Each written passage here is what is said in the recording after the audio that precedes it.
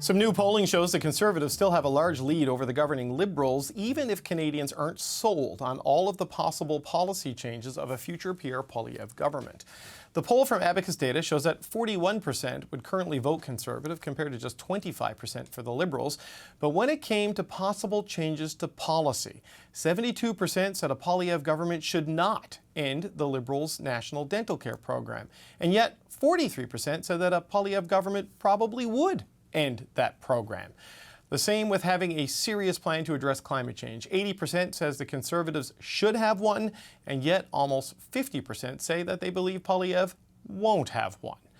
There's a lot there. To break down what this all means, David Coletto is the CEO of Abacus Data, and he joins me now. David, it is good to see you again. Good to see you, David. So look, the numbers have shown an appetite for change, and that is obvious, and that is reflected in your poll. But how can people be for change but against changing policies, believing Pierre Poilievre will change those policies and still wanting to vote for him anyway? Yeah, I think there's a few things. The first thing is there's a number of things this Liberal government has done and continues to do that are popular. And the recent budget's an example of that. Many of the items in that budget, when you test them by themselves, people like.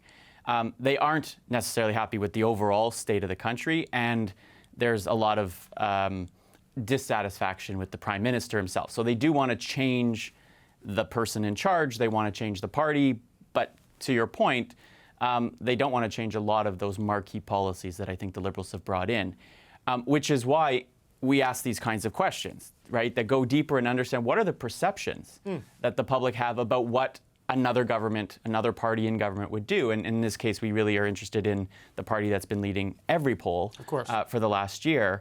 And what we learn is exactly what you said, is that there are a number of things that whether you are a Canadian at large or someone who supports the Conservative Party, that you believe the Conservatives will do. Axing the tax, the carbon tax, they have been very successful at bringing people to the point where everyone more or less agrees they're going to do it, and 2/3 of Canadians think they should. They're going to keep repeating that over and over because there's alignment there. But as you noted, there are two other issues where there's a lot of risk for the Conservatives because their coalition is more diverse than it used to be. Keep in mind, 30% of those who today say they would vote Conservative did not vote Conservative in the last election. And so on issues around climate, on abortion, on ending those new national programs, very few of them want to see it happen, see those ended or those policies changed. And right now, few think, at least those Conservative voters, the Conservatives would. And that is the opportunity for Liberals. Right. But also a big liability for the Conservatives. Because this is the thing that strikes me, is that people think the Conservatives should or shouldn't do certain things, but then they think they will do those, whether they think they should do it or not, and yet they're still willing to vote Conservative on that. Like, that is an interesting, they're going to do things I don't want them to do, but yeah, let's vote for them anyway. But politics sometimes comes down to, what's the most important issue? And we know from our polling that the most important issue that's galvanized Canadians from every part of the country, every generation, is the cost of living and housing.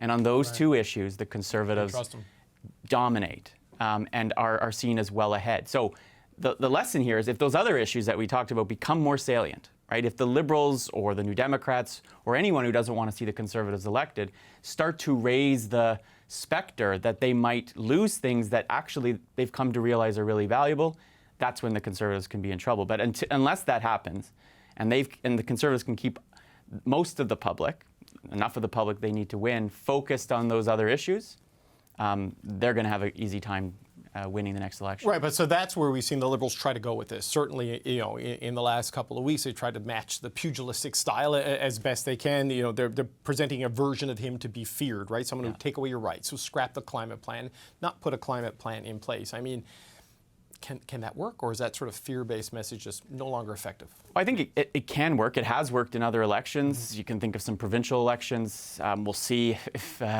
Rishi Sunak in the UK can pull that off. I don't think he can. It's a rough launch, David. There's a performative side to being able to pull that off.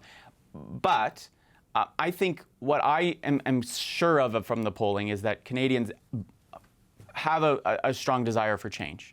But what I don't think most people have actually done is really considered what that change will mean if it's Mr. Poilievre. And so I do think still he's convinced people that they want a change in government. I'm still not convinced that he has convinced them that he's that alternative that they want. Doesn't mean that's going to be what the next year and a bit's about, but the Liberals certainly are trying to, and they're going to have to, I think, do a lot more, with probably a lot more money behind it to get that message in front of people. Well, that's the thing that frustrates a lot of Liberals. You know, I'm sure you hear this, that they haven't done the negative ads, they haven't done the defining ads of Pierre Poilievre, and now people want change. They're trying to make that change look ominous and foreboding. So they've seized on abortion, they've seized on the climate plan, or lack of climate plan as they describe it. Are those the areas where the Conservatives are most vulnerable? Where would it be? They are actually on those two issues. There's the biggest gap between like what people don't want to see happen and what they right now don't think will. Right? They don't believe the Conservatives, for the most part, will do most of those things, but they don't want them to do it. So if you can move the will do up and keep the should not do high, that's a winning issue if you're the Liberals. But I think a secondary issue that we have to also talk about is it's one thing to make you've got to trust the person making the arguments. Right. And I do think Mr. Trudeau is challenged with a little bit of a credibility, a lack of credibility, that he's out there trying to litigate the case against Mr. Poilievre, but there's a sizable number of Canadians who may be open to that message who just won't listen to it because they don't necessarily believe the Prime Minister's evidence, right, in that case. Well, this is something you hear from Conservatives about what they realized near the end of the 2015 campaign, that people just weren't going to listen to Stephen Harper at this point. They were ready to move on, and they eventually did by electing Justin Trudeau to a large majority. So when people talk about change, I mean, do you see in this data, I know the Prime Minister says he's not going anywhere and he's adamant about it, and everyone I speak to around him is equally as adamant that he's not going anywhere. Would that kind of change satisfy Canadians' appetite for change, or does that just open up a whole other set of problems for the Liberals? I don't know if it solves the fundamental problem. I just try to, and it's hard to predict how Canadians are going to react to it. But imagine, tomorrow afternoon, the Prime Minister announces he's stepping down and is not going to run in the next election. The conversation completely changes. It's no longer about what drives me crazy about him or what I don't like about him or why I'm tired about him. And it turns to, okay, who's going to be the next Prime Minister and what's the future direction of the country. And as I think it is challenging for a government in this stage of its mandate to get people to start imagining the future. This data suggests there's there's room for them to do it. Whether they can do it or not is something I can't, or any poll can tell you. All right, David, always appreciate it. David Coletto with Abacus Data. Thanks so much. Over big government spending is front and center on Parliament Hill this week. The Liberals maintain its programs help make life more affordable for Canadians, while Conservatives argue more spending is making matters worse. The government has doubled the debt, increased inflation, and blocked home building. Why is it that they force Canadians to feed this morbidly obese government rather than feeding their families? We have Budget 2024. We have supports for renters. We have supports for affordable housing. We have a national school food program on the table, and we will continue to support Canadians with dental, with early childhood education, all the while the Conservatives vote against. Mr. Speaker, there's no plan on that side of the House. So as we just heard from Abacus Data's David Coletto, Pierre Poilievre's Conservatives may be ahead in the polls, but many Canadians believe he should keep Liberal programs like dental and childcare and come up with a strong plan to fight climate change. So what do these numbers tell us about Canadian voters and how they're feeling about issues versus their expectations? We're going to talk about that with the Power Panel. Shachi Kurl is the president of the Angus Reid Institute.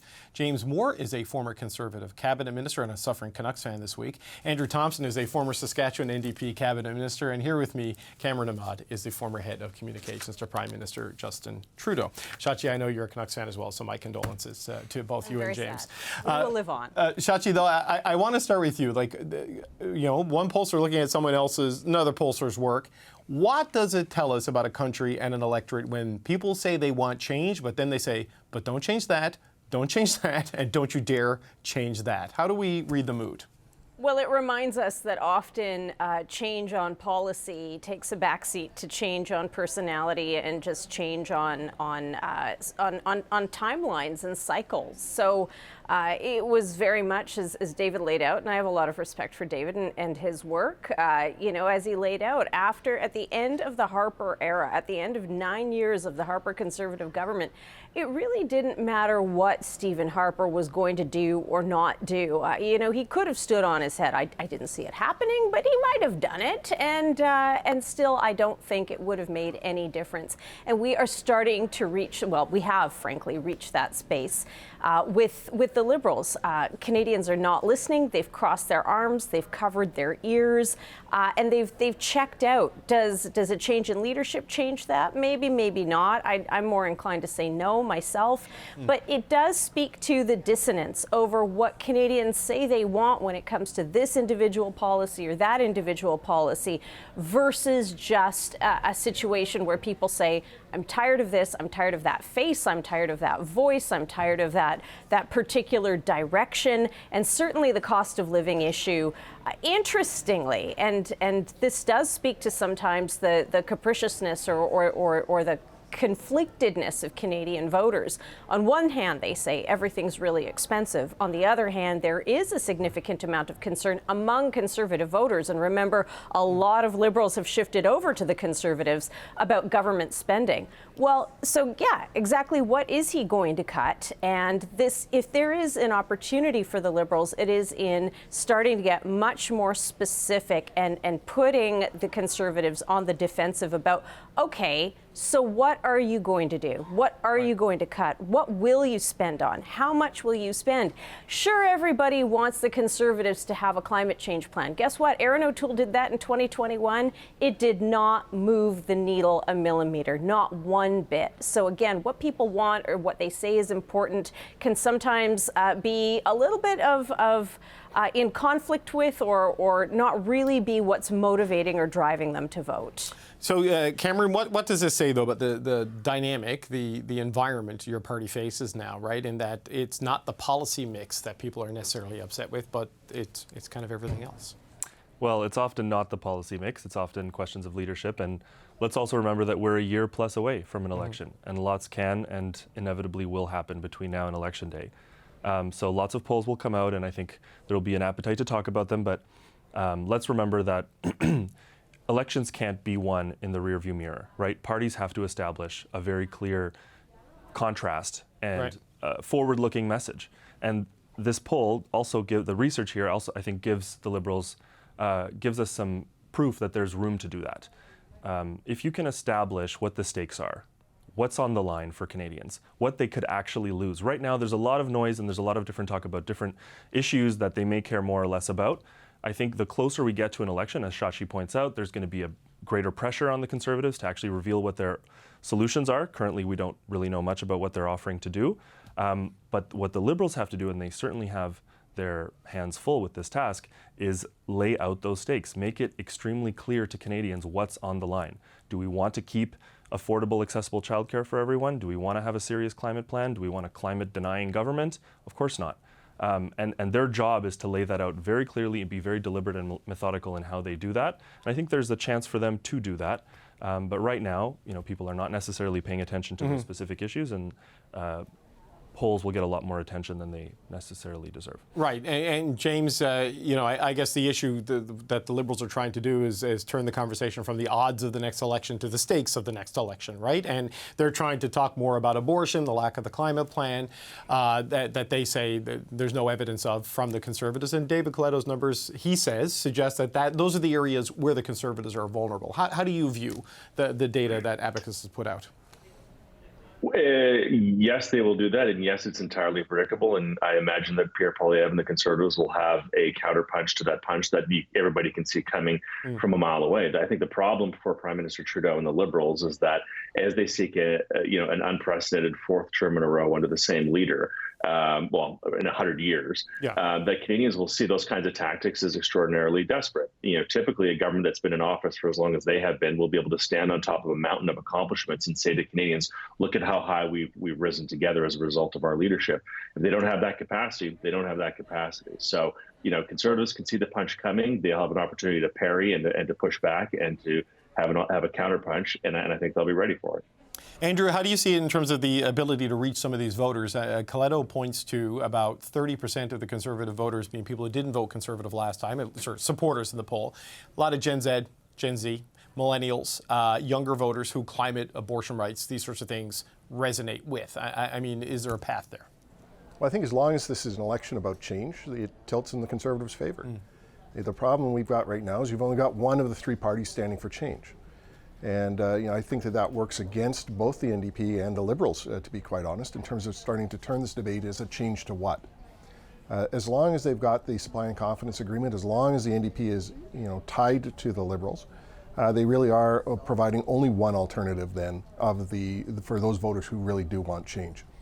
If that changes in the next year, if they're able to get some distance, with the Liberals going back to, well, we're the only party that presents a moderate way to govern, the Conservatives are too risky, the NDP are too risky, maybe that starts to change to their favor. At the same time for the NDP, their ability to put forward a plan that says, look, this is what you need to change to, don't risk it with this move to the right, that becomes a much different kind of dynamic. And I think that's the question is, as long as we're locked into the current ballot question, which is change or no change, it tips to the Conservatives' favor. So Shachi, how do you change the ballot question? I mean, there's no question, coming out of, during COVID, there were all these elections and people embraced stability and voted for incumbents practically everywhere. The exception being the presidential race in the United States in 2020 that I can think of at the top of my head. Now, though, there is an urge for change, right? Like Britain is having an election, there's change happening in Germany, who knows where the US is going to go. Francois Legault is suddenly in trouble in Quebec, Can you overcome a fatal desire for change if that's where this is? Time will tell, but I can tell you this. The Liberals, when I say they've got a PhD in wedgeology, when I say that they are experts at setting the ballot question, it's because they did it successfully in 2019. They did it successfully in 2021. All of the indicators showed at that time a significant amount of dissatisfaction with the government, opportunities for the Conservatives to come back, and the Liberals came in. They said, forget all the polling, forget all the research, forget the level of dissatisfaction you're feeling about X, Y, and Z. We are telling you that this is what the election is going to be about. I mean, who had vaccines on, and I've said this before, who had vaccination on their ballot card or on their bingo card, in 2021 saying, yes, this was going to be the issue that the Liberals would successfully exploit and basically bedevil and create an implosion within the Conservative caucus. They did it very effectively. So in the face of now the 9-year mark, right? So we're not talking about 4 years. We're not talking about 6.5, 7 years. We're talking about 9 years by the time we get to, 10, frankly, by the time we get to an election.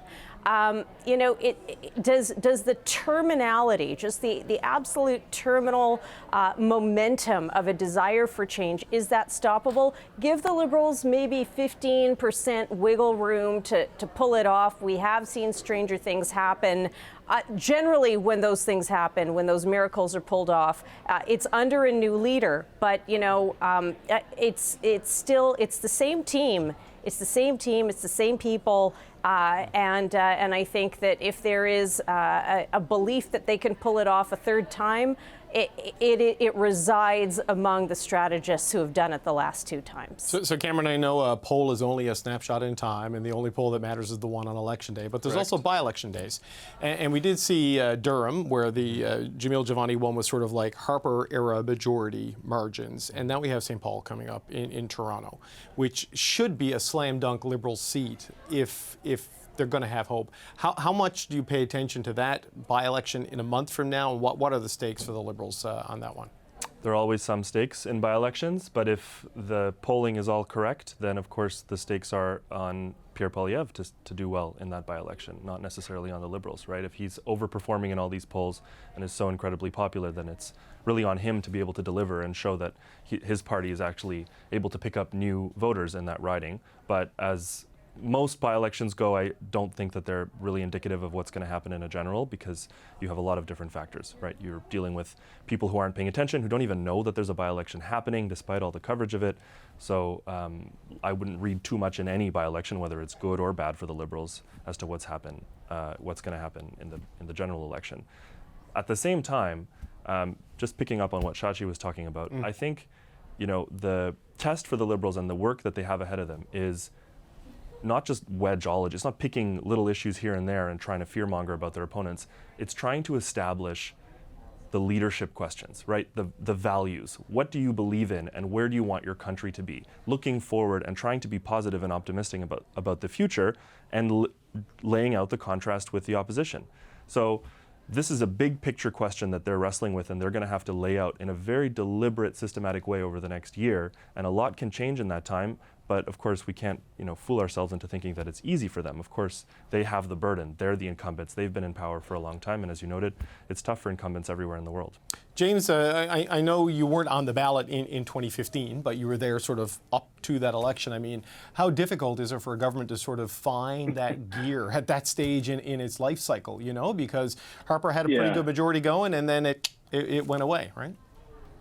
I remember door knocking for candidates in my riding and elsewhere in the campaigning for Prime Minister Stephen Harper. And I just remember a voter saying to me as I was pushing and saying, we're re-elect Stephen Harper, re-elect the Conservative government. And a voter just kind of looking at me, cocking his head to the side and saying, don't you think if you guys were going to do this, you'd have done it by now? And I think, well, I don't know what you say to that. And I didn't know what to say to that. So I think that there's truth in that. I mean, however, if you look at the Liberals, yes, they can attempt to do what Cameron's describing, but, it took a once in a century global pandemic of unprecedented consequence to get the Liberals to lose the popular vote and to be elected into a minority parliament with 32% of the vote. That's the kind of interference that was required in order to get Justin Trudeau reelected into this parliament. And, it's true that the Liberals can come forward and say, we're going to do this and they'll do that and trust us, but don't trust. You can do that. But at a certain point in politics, voters just say, I just don't like that guy. I just don't like that guy. And I'm done listening to him and hearing from him. And I believe we're at that point. And I believe the Liberals know that they're at that point. And they've tried a cabinet shuffle and it hasn't changed the numbers. They tried a budget and it hasn't changed the numbers. They're now trying this offensive to talk about abortion, accusing Pierre Poilievre of saddling up with white supremacists and all this nonsense. So they're trying everything, I think, now in a last-ditch effort to try to change the subject. And I don't think it's going to work. I think voters just don't like that guy.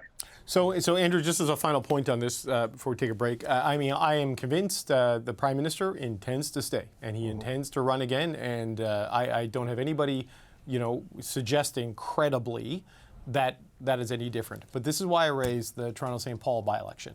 Like, this is a core Toronto seat that Carolyn Bennett held, and that cabinet shuffle James mentioned has sort of precipitated the situation we're in now.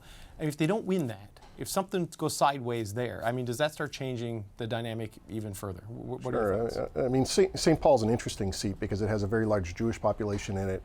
It has quite a large span of income groups within there. It's got some very, very wealthy people, and it's got some very poor people. And so it's a very odd kind of mix of folks. The Liberals have been very successful about pulling together a coalition that keeps all of those groups in their tent. I'm not sure that holds in this by-election, but I'm also not sure we can read too much more into that beyond that kind of local dynamic at this very minute.